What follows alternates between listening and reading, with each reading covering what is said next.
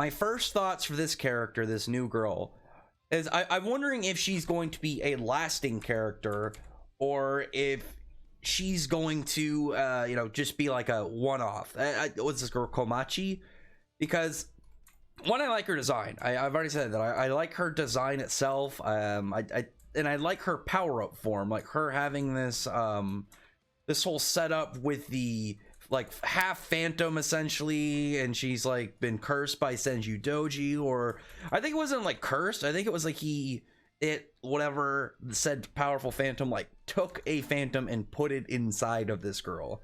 And I like the design itself, like the eye makeup ends up making not, well, I guess not makeup, but you know what I mean, like the eye marking makes her look with the ears almost like raccoonish, like some form of raccoon spirit, some form of monster.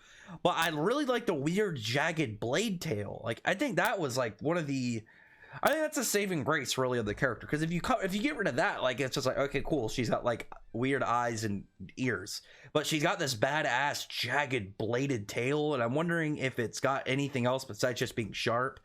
But we get a little bit of information because she she doesn't want to attack or kill Iori or Riku. It's like she's kind of like trying to get a flex of them. She wants to try to get a feel of them because she wants to get turned back to normal and stop Senju Doji. But she knows about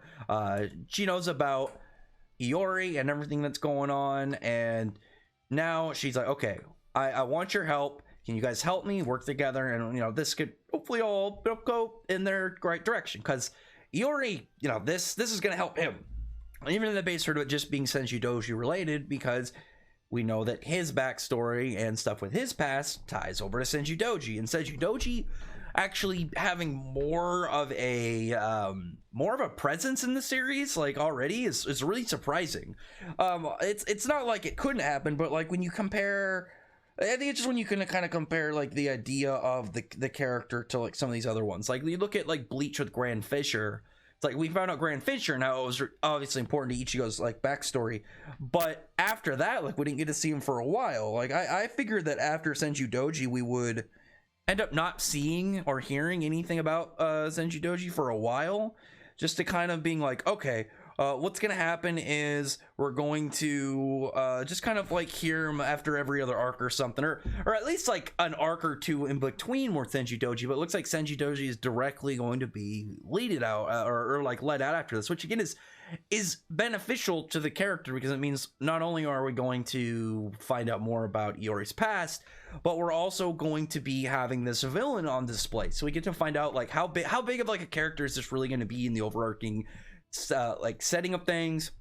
Is this character like, are we gonna find out more of like the, I don't want to say human side, but more of like the morality of this character, like find out like the personality, just the general the character that Senju Doji is, or is Senju Doji just going to remain being like, I'm a big powerful evil villain?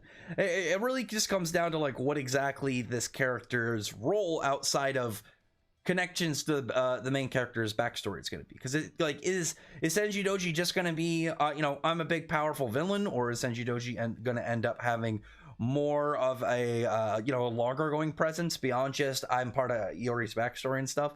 There's a lot in the general like idea of, okay, well, what's the plan, but we don't have anything obviously because the series is pretty new, so it's not like we have a lot to work with right now. But the introduction of another character being tied to Senju Doji like this, I thought was really cool. I like seeing just some of like the general like showings of like, okay, she'd wake up in her room, it's like trash, she'd like lose control of this power or something. Seeing just Riku try and like lie to this doctor as you have Iori kind of like hide his shadow and kind of sneak in to do some shadowy ninja stuff. And with that, it was cool that while they were trying to figure out like, hey, what happened to this girl, like what happened in your story that kind of that led you to this fate. And she's saying how she felt she was in a bed and there was somebody in a lab coat, and that's why they start messing with doctors. But when they realized the school physician, then we end up seeing this guy like, okay, the counselor, whatever, the doctor at the school. Give me some real Sully or Medusa vibes, but like this guy looks really cool. I like the design with like the cool kind of slick back black hair and then like these white I don't know if we want to say like streams or locks of hair that go off on like these top almost like horns. I think it looks really cool.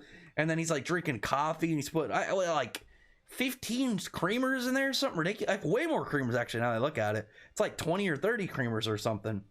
And after that point, like you have like that like silhouette of all the arms, and so like the question is this Senju Doji or like a direct minion of Senju Doji?